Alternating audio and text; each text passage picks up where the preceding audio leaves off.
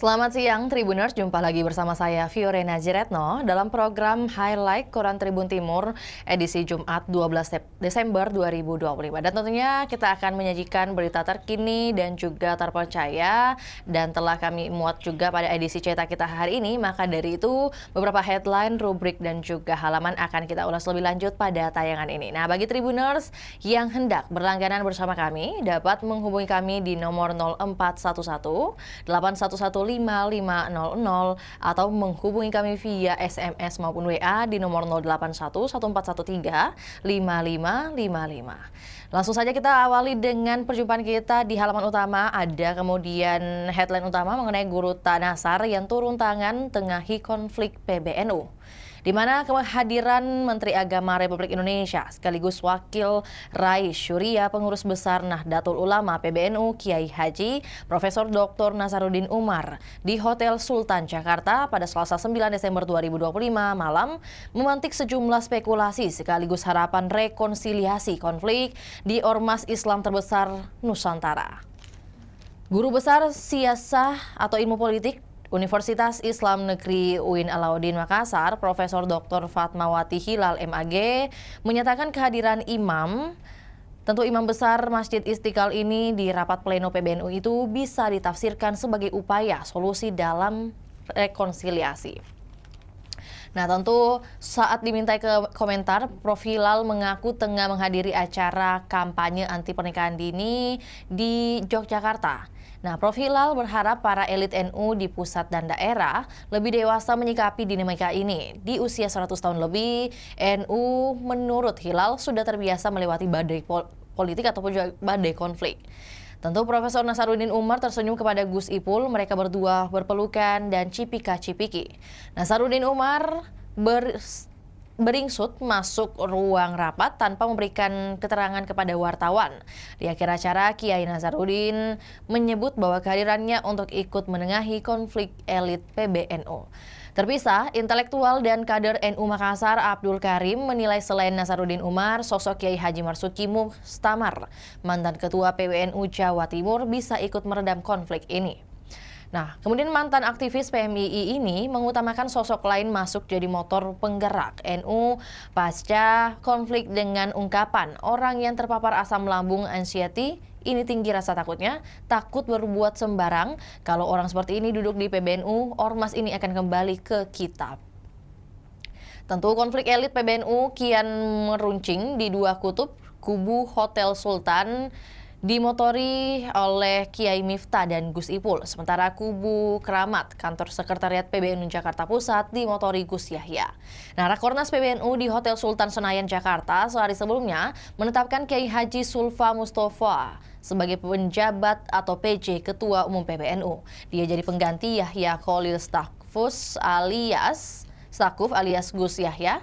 Dan tentu di Hotel Sultan hadir antara lain Rais Amsyuro, PBNU Kiai Haji Miftahul Ahyar, Profesor Dr. Haji Muhammad Nuh, Sekjen PBNU Saiful Yusuf, kemudian Kiai Haji Anwar Iskandar, Kiai Haji Afifuddin Muhajir, Kiai Haji Ahmad Tajul Mufakir, Profesor Asrorun Niam Soleh, Kiai Haji Khalil Nafis, kemudian ada juga Kiai Abdul Mostik Ghazali dan juga Kiai Haji Sarmidi Lusna. Tentu laman NU online melansir dari unsur Tanfisia datang antara lain ada beberapa nama, diantaranya seperti ada Profesor M. Mukri dan juga Haji Imron Rosyadi Hamid.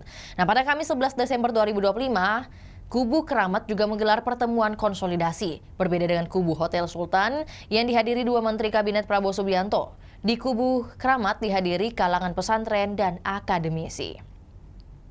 Tentu Wakil Ketua PBNU Sulsel Profesor Firdaus Muhammad memaparkan penyebab utama munculnya konflik di tubuh PBNU. Pertama, terkait hubungan dengan Israel.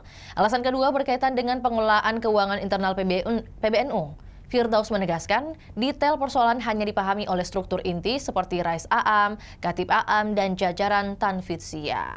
Tentu ia menilai pola tarik ulur semacam ini bukan hal baru dalam sejarah NU. Menurutnya, masalah administrasi dan komunikasi internal justru menjadi faktor yang paling menonjol.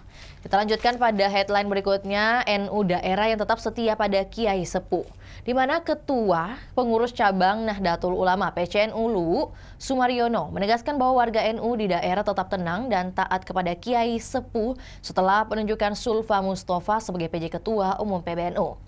Memastikan warga NU Luwu menyerahkan penuh keputusan kepada para ulama dengan statement bahwa kita dibawa aman-aman saja siapapun terpilih yang ada di atas. Nah, menurutnya Sulfa Mustafa memiliki keilmuan mumpuni dan dikenal sebagai keponakan mantan Wapres Ma'ruf Amin dan tentu cucu ulama besar Syekh Nawawi Al-Bantani.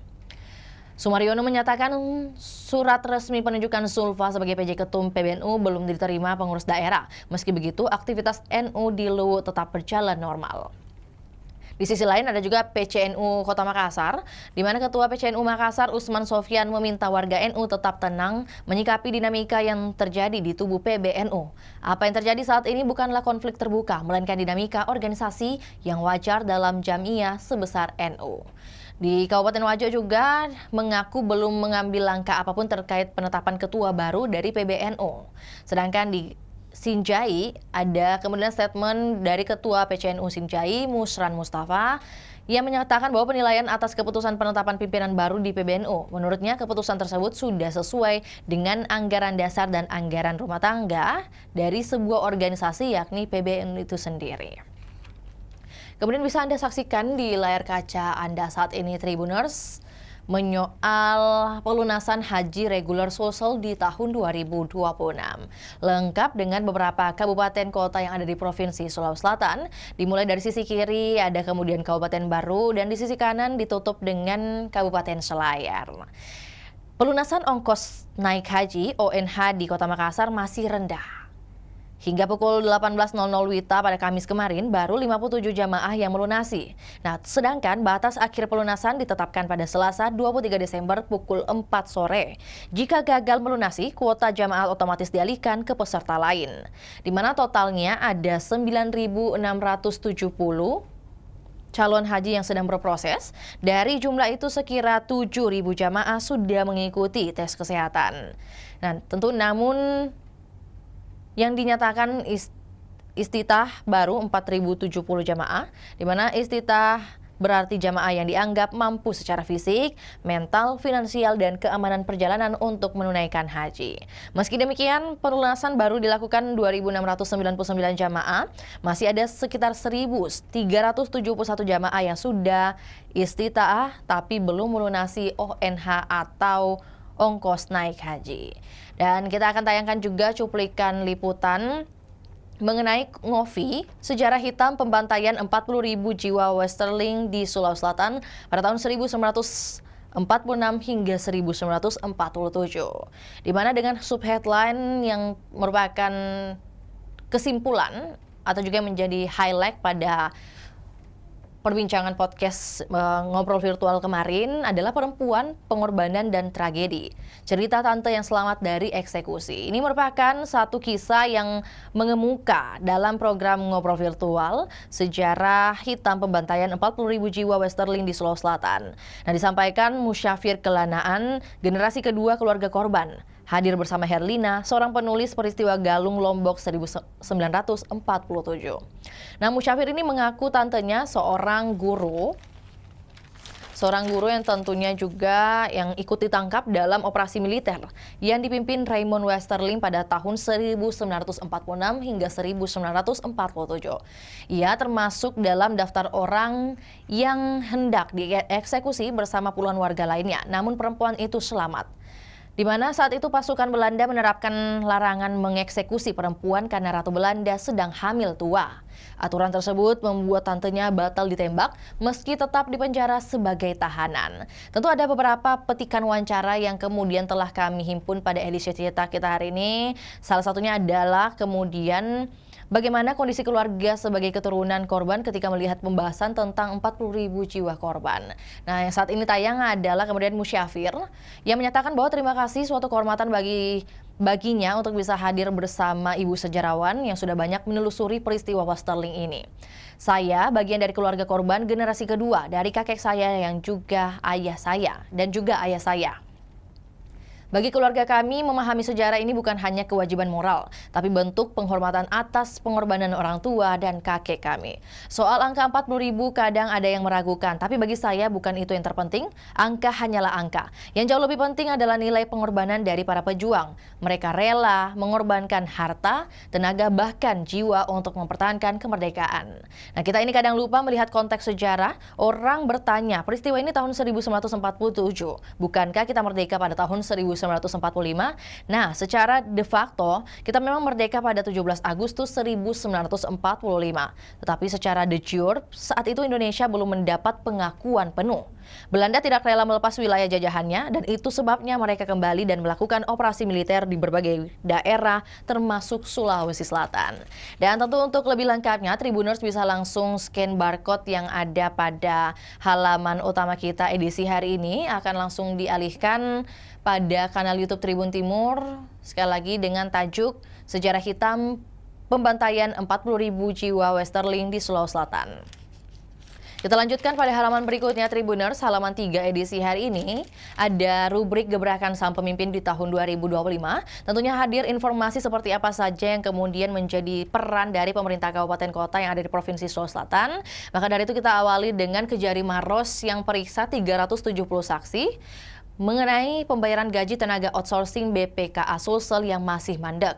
Kemudian ada juga Kejaksaan Maros selamatkan 2,9 M rupiah atau miliar rupiah. Dan tentu Ketua Basnas Bumi Mesen Rempulu ditahan di Rutan Nrekang. Kita awali dengan kasus pembayaran gaji tenaga outsourcing di Balai Pengelola Kereta Api Sulawesi Selatan BPKA Sulsel memasuki babak baru. Kejaksaan Negeri Maros telah memeriksa 370 saksi, memastikan segera menetapkan tersangka sebelum pergantian tahun. Tentu oleh Kajari Maros Febrian, mengakui kasus ini menjadi sorotan karena ditangani sejak tahun 2023 hingga melewati masa jabatan 3 kepala kejaksaan negeri. Febrian pun menjelaskan penanganannya mengalami dinamika sejak awal. Awalnya kasus ini hanya dilakukan pendampingan dengan tujuan untuk pengembalian agar hak pegawai tetap terbayarkan. Namun karena tidak ada itikat baik, dilanjutkan sesuai prosedur penindakan. Nah, proses penyidikan memerlukan waktu panjang karena jumlah saksi sangat banyak dan tersebar di berbagai daerah. Sementara itu, Kepala Seksi Pidana Khusus Kejari Maros Sulfikar menyatakan sebanyak 370 saksi telah diperiksa, baik dari internal BPKA Sulsel, pekerja outsourcing maupun perusahaan penyedia jasa. Di samping itu, Kejari Maros juga menyelamatkan keuangan negara sebesar 2,9 miliar rupiah sepanjang tahun 2025 ini, yang tentu berasal dari berbagai perkara korupsi ditangani selama tahun berjalan.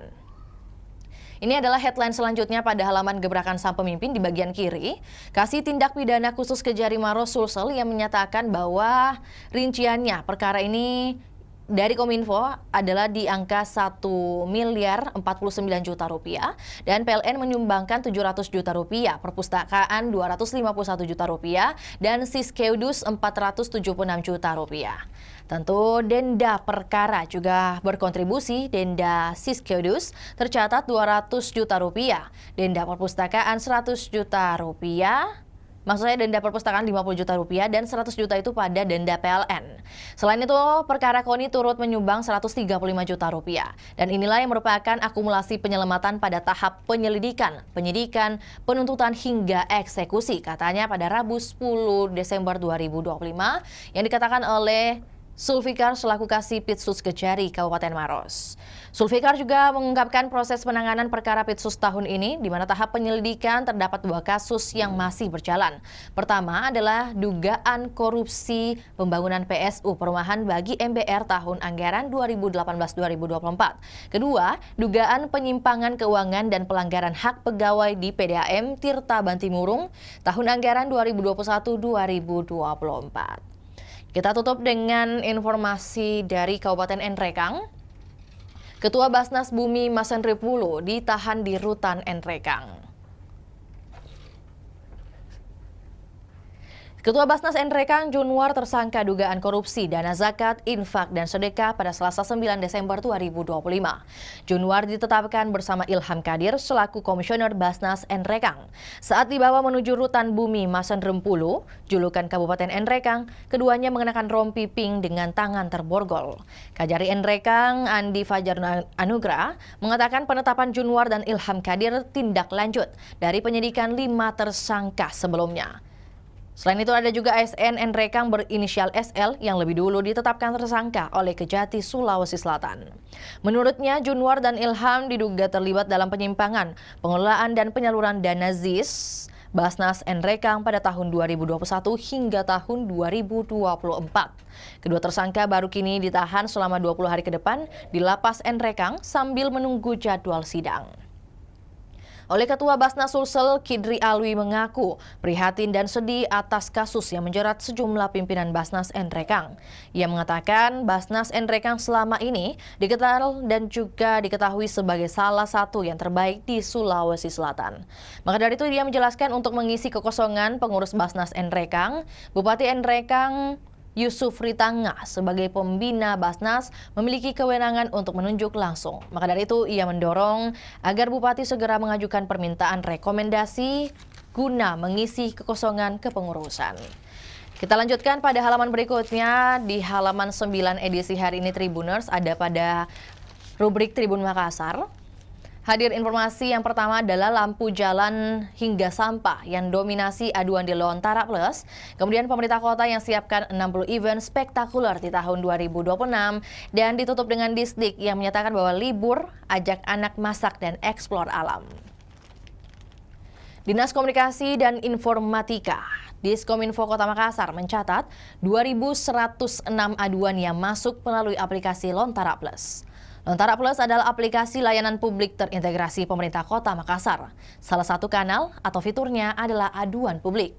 Kepala Dinas Kominfo Kota Makassar Muhammad Rum mengatakan banyaknya aduan yang masuk menandakan masyarakat semakin aktif memanfaatkan layanan ini.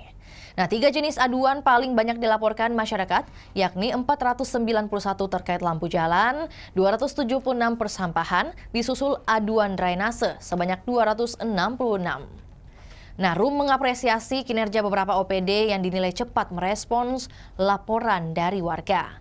Ia mencontohkan Dinas Perhubungan yang menangani banyak aduan terkait lampu jalan. Nah, beberapa OPD lainnya juga menunjukkan kinerja cepat seperti Dinas Lingkungan Hidup yang misalnya mencatat waktu respon awal hanya 58 detik dengan rata-rata penyelesaiannya selama 4 hari. Sementara itu, Diskominfo mencatat respon awal tercepat yakni 41 detik dengan rata-rata penyelesaian laporan 1 hari 17 menit 56 detik dan ini aduan yang ditangani umumnya terkait CCTV lorong hingga jaringan internet lorong. Di samping itu, pemerintah Kota Makassar merancang deretan agenda spektakuler dalam Calendar of Event atau COE 2026. Event terbagi dalam 3 kategori, supporting event, big event, dan top event. Ada 60 event unggulan yang disiapkan mulai sektor budaya, kuliner, sport tourism, hingga event inovatif yang akan menjadi magnet baru bagi wisatawan. Ini merupakan headline keduanya. Tim Dinas Pariwisata Kota Makassar melaporkan event-event tersebut kepada Wali Kota Makassar Munafri Arifudin di Balai Kota Makassar Jalan Jenderal Ahmad Yani pada Kamis kemarin 11 Desember 2025. Oleh Kepala Dinas Pariwisata Achmat Hendra Hakamudin mengatakan bahwa salah satu event terbesar adalah Festival Muara. Lalu Atayang Sunset, pagelaran seni dan budaya 2, Pesta Parekma, Makassar International Writers Festival, Makassar Half Marathon, Indonesia Yacht Summit 2026, hingga Festival Makan Ikan. Tentu rangkaian event prestisius ini akan dilaunching pada 19 Desember. Dispar juga membahas logo Calendar of Event. Logo harus memiliki filosofi kuat yang mencerminkan Kota Makassar dan seluruh event di dalamnya. Untuk itu, desain logo COE 2026, Dinas Pariwisata menggandeng Asosiasi Desain Grafis Indonesia. Salah satu anggota terlibat merupakan desainer yang pernah membuat logo berbagai kementerian dan lembaga nasional. Munafri juga terlibat mengukurasi setiap aspek penyusunan COE 2026 dan ini sebagai bentuk keseriusan dalam membangun pariwisata dan ekonomi kreatif Kota Makassar. Ditutup dengan Dinas Pendidikan Kota Makassar yang menetapkan jadwal libur sekolah semester ganjil. Jadwal mengacu pada Surat Edaran Menteri Pendidikan Dasar dan Menengah Nomor 14 Tahun 2025 mengenai kegiatan siswa selama libur Natal 2026 dan Tahun Baru 2026. Ya, libur Natal 2025 dan juga Tahun Baru 2026 pastinya. Penetapan menyesuaikan dengan kalender pendidikan tahun ajaran 2025-2026 di masing-masing daerah. Di Makassar, jadwal libur anak sekolah jenjang TK, SD, SMP mulai 25 Desember. Masa libur anak sekolah itu selama 12 hari.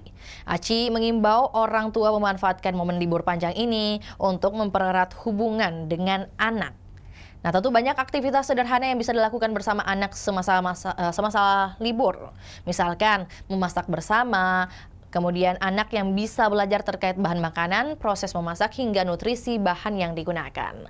Tentu kedua adalah kegiatan bercocok tanam yang juga menjadi salah satu pilihan menarik. Kegiatan ini mengedukasi anak terkait proses kembang tumbuhan. Dan orang tua juga bisa mengajak anaknya berlibur di ruang terbuka untuk mengenali alam dan juga lingkungan. Menurutnya momen libur tak perlu disiapkan dengan biaya yang mahal. Paling utama adalah kedekatan dan waktu berkualitas antara orang tua dan juga anak. Tentu Aci juga menegaskan bahwa keterlibatan langsung orang tua dalam aktivitas sehari-hari membuat anak lebih fokus pada pengalaman nyata dibanding layar. Maka dari itu ia berharap juga orang tua dapat menyiapkan jadwal libur yang seimbang antara istirahat, waktu berkualitas bersama. Sehingga libur sekolah bukan hanya menjadi masa jeda, tetapi ruang untuk tumbuh dan memperkuat hubungan dalam keluarga. Nah, informasi dari rubrik Tribun Makassar sekaligus menutup perjumpaan kita pada edisi Jumat 12 Desember 2025. Terima kasih Anda senantiasa menyaksikan program kita setiap harinya dan juga jangan lupa untuk mengupdate informasi lainnya hanya di kanal YouTube juga Facebook Tribun Timur. Saya Fiorena Jiretno mewakili tim yang bertugas pamit undur diri. Selamat siang dan sampai jumpa. Melalui bantuan tahap kedua program Desa Berdaya, PLN kembali mendukung BUMDes Bintang Timur di Desa Beteleme. Gerobak listrik, tenan booth, serta pelatihan usaha mendorong warga lebih percaya diri mengembangkan UMK lokal. Langkah ini menjadi wujud nyata PLN untuk rakyat dalam memperkuat kemandirian ekonomi dan membuka peluang baru bagi masyarakat. PLN Unit Pelaksana Proyek Sulawesi Tengah memberikan edukasi kelistrikan kepada siswa SMK Negeri 3 Palu melalui program PLN Goes to School. Kegiatan ini membuka wawasan para pelajar tentang dunia energi dan peran strategis PLN. Inisiatif tersebut menjadi wujud kepedulian PLN untuk rakyat dalam memberikan motivasi, membangun generasi muda yang berwawasan luas.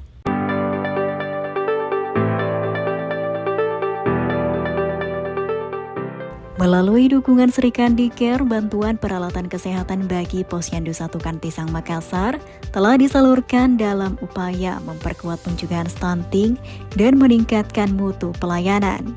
Puluhan warga dari anak-anak hingga lansia kini merasakan manfaat dari komitmen PLN untuk rakyat dalam mendukung kesehatan masyarakat. PT PLN Persero Unit Induk Pembangunan Sulawesi memberikan bantuan berupa penanaman pohon di hutan Hulawa sebagai langkah nyata menjaga kelestarian alam. Kawasan yang dulu gersang kini mulai kembali hidup melalui kolaborasi PLN, pemerintah daerah, dan masyarakat. Inisiatif ini menjadi wujud nyata kontribusi PLN untuk rakyat guna mewariskan lingkungan yang lebih baik bagi generasi mendatang. Download Tribun X sekarang. Menghadirkan lokal menjadi Indonesia.